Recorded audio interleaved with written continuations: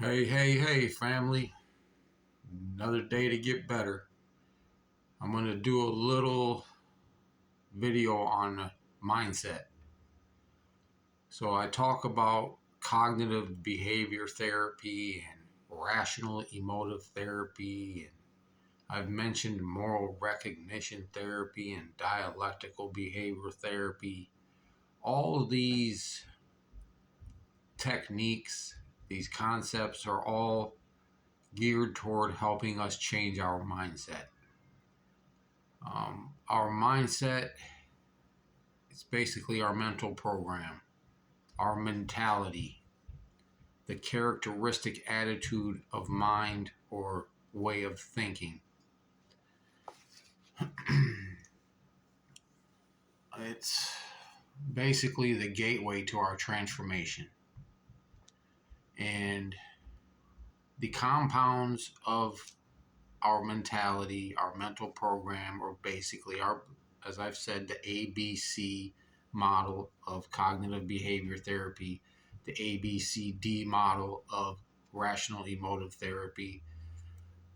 Our mindset is basically made up of our beliefs, which is our thoughts and ideas about a person, object, or situation. It's made up of our emotions, which is how we feel about a person, object, or situation, and our behaviors, how we act in response to a person, object, or situation. And it's basically all autopilot. It's all a habit. And the greatest challenge we have is to change habits, to change our mindset. Our mind is the most powerful tool that we have, and it is also our most powerful barrier to change. Our mind is not interested in the truth. Its objective is to keep us comfortable, keep us safe, and most interestingly, keep our life the way it has always been. Because to us, comfortable and safe is what we're familiar with, what we know. What we're not familiar with, what we don't know, what we're not used to doing, that scares us. It's fear and doubt. Comfort is a trap. And once we make it a habit, change becomes very difficult. The comfort zone is where our ability to change goes to die. Change is not comfortable. I got something here I'm going to read, and it's by a neuroscientist. It's an article that I got offline, written by Caroline Leaf, Ph.D. She's a neuroscientist. And it's about the mind and the brain. So, for many people, the mind and brain are interchangeable. They use one word or the other to talk about the same thing. The organ in our skull that we use to think. However, the mind and brain are actually two very different but interconnected entities. As a neuroscientist, this reality is the foundation of her life's research and work. The mind works through the brain but is separate from the brain. I found this article very, how should I say it, in line with what I believe, in line with my beliefs. So we're naturally drawn towards information and context and beliefs and stuff that are in line with what we already. Actually, I have something written on that. Wait, 95% of daily thoughts and decisions are habits. They're unconscious habits. People struggle to change because our mind is keeping us stuck in familiar loops. This is stuff that I found, but what was I just talking about? Familiar, Safe means familiar. Stick to what you know. It's safer here. This is self-talk that our brain uses. I forgot what I was even going to look at here,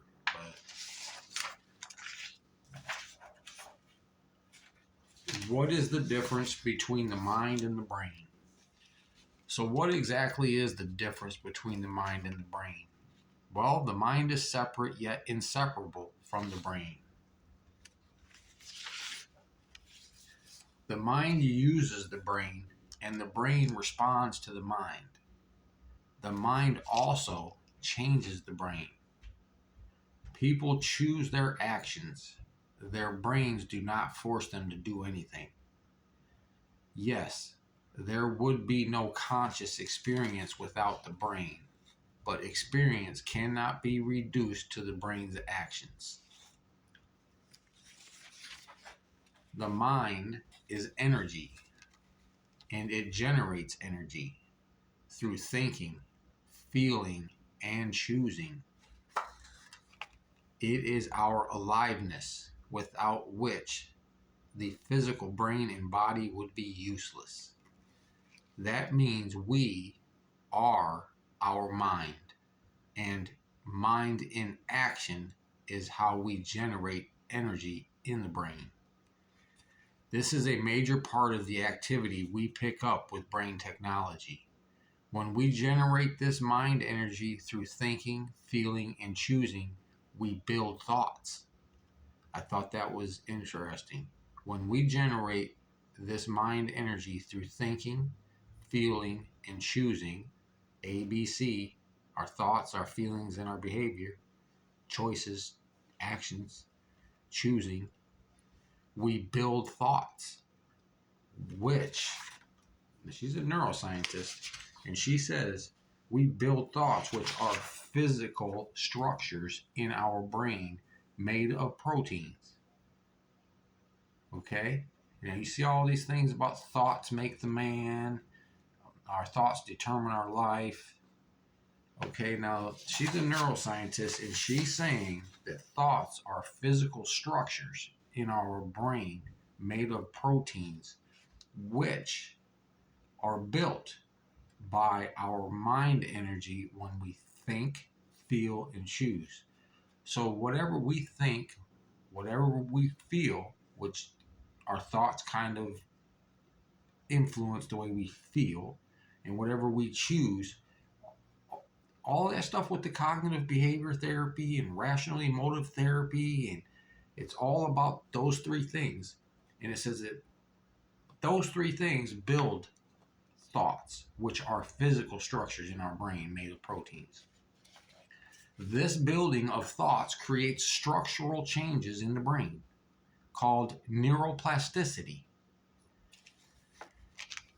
In her recent clinical trials, she saw how energy in the brain changed as the subject was thinking, stimulating neuroplasticity.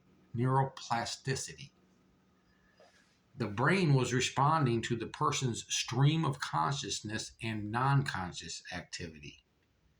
The mind is a stream of non-conscious and conscious activity when we're awake, and a stream of non-conscious activity when we're asleep. It's characterized by a triad of thinking, feeling, and choosing. When you think, you will feel. And when you think and feel, you will choose. These three aspects always work together. So how does this affect us? This shit's interesting right here. It goes right hand in hand with the information I'm trying to expose everybody to, that I've been exposed to. But so how does this affect us? The brain is an extremely complex neuroplastic responder.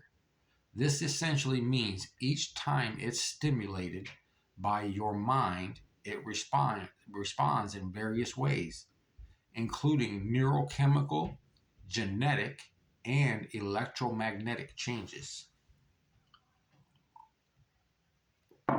This in turn grows and changes structures in the brain, building or wiring new physical thoughts. The brain is never the same because it changes with every experience we have, every moment of every day. In sum, your mind is how you uniquely experience life. It's responsible for how you think, feel, and choose. And your physical brain merely responds to these unique experiences. Knowing your mind, your mindset, knowing your mind and brain are separate puts you in the control seat because you can learn to manage your thoughts and actions. So, how we think, feel, and act actually physically changes the brain. It says that the brain never remains the same. Ultimately, it means you can choose what you build into your brain and how you choose to change what's already built in. Okay? And the rest of it, we got to change that mental program that we kind of just became a habit because our mind just wants to keep us comfortable and safe, which safe is to the brain isn't familiar. You know, the unknown is feared. I said that. But when you learn how to manage your mind, you can make feelings of depression, stress, anger, and anxiety work for you instead of against you. You can bring balance back into your brain and life. So that was by neuroscientist Caroline Leaf. And man, goes right hand in hand with CBT, RET, MRT, DBT, all those BT acronyms. It's behavior therapy, all of them. Emotional behavior and mindset. Our mindset is our greatest asset. Our mindset is the gateway to our transformation. As she said right there, man. It's like I want to read that again, but I guess you can just rewind the video and watch it again and listen to it. Maybe you can search it up. Caroline Leaf, Leaf. She's a neuroscientist. All right, man. On to my journal reading for the end of this video on mindset. All right, so we are on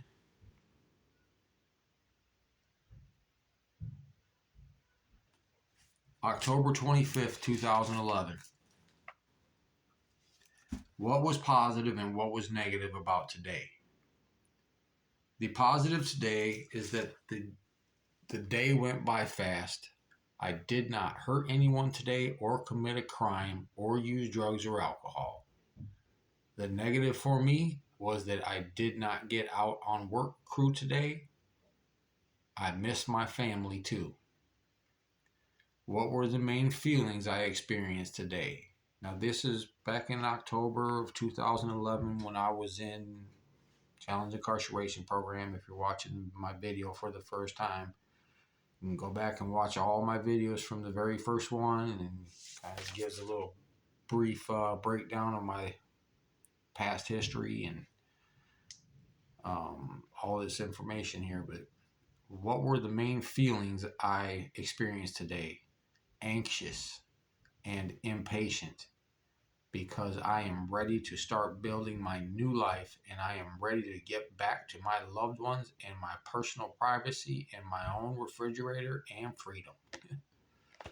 What helped me make it through the day? Knowing that I have a better future ahead of me and that this short span of my life will pass soon. What did I learn today? I learned that if a person did not register with the selective service system, they will not be denied financial aid for college. Selective service system. Okay, so if you do not register with the Selective Service System, you will be denied financial aid, federal financial aid for college. But hey, man, keep coming back. Got a lot more information for you. Keep pushing forward. Never give up. Just because our brain's been the same way for so long doesn't mean we have to let it stay that way. Next video, guys. Thanks.